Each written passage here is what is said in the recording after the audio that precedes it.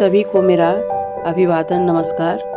सगुन के गीत में आज शिव जी के विवाह का बहुत पुराना गीत है, बहुत प्राचीन समय से गाते लोग चले आ रहे हैं। उसी क्रम में मैं भी थोड़ा सा शामिल हो गई हूँ। सुनिए तो।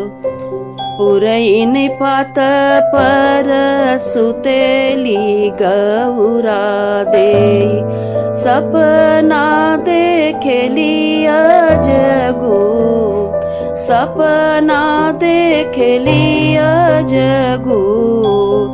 कवना ही देसे बाजन एक बाजेला, के कर हो खेला बिया, के कर हो खेला बिया। टोला पड़ोसा तू मोरी गौरा, सपना के करना विचार, सपना के करना विचार। मोरंग देसे बाजन एक बाजेला, शिवजी के हो खेला बिया, शिवजी के हो खेला बिया। पहिरेली गौराइयरी से पियरी, डोलवा परी छिलेइया, डोलवा परी छिलेइया। डोलवा परी छी गौरा कोहबर ले आईली, धनी धनी भाग्य हमार, धनी धनी भाग्य हमार। डंडिया उलटी जब चितवे गौरा दे, इत हौमी बहिना हमार, इत हौमी बहिना हमार।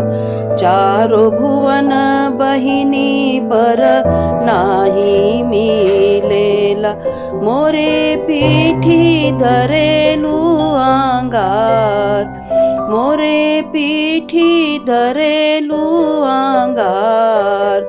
सार पैसी बहिनी हो गोबरा तू कचिया, लड़ी का खेलई हा हमार, लड़ी का खेलई हा हमार।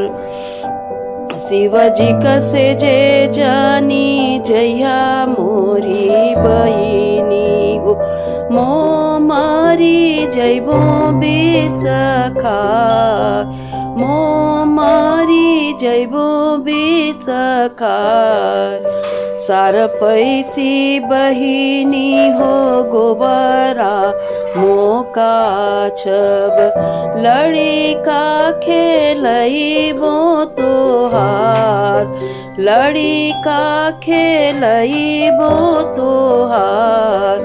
शिवजी कसे जे नाही जैबो मोरी बहिनी हो, रहबो मोचेरिया तोहार, रहबो मोचेरिया तोहार। मंगिया कजुड़ तू रैया मोरी बहिनी हो, कोखिया के भूखिया बेबून, कोखिया के भूखिया बेबून। इतना बचन कही रोवेली गौरा दे, नैनन ढूरे लालोर, नैना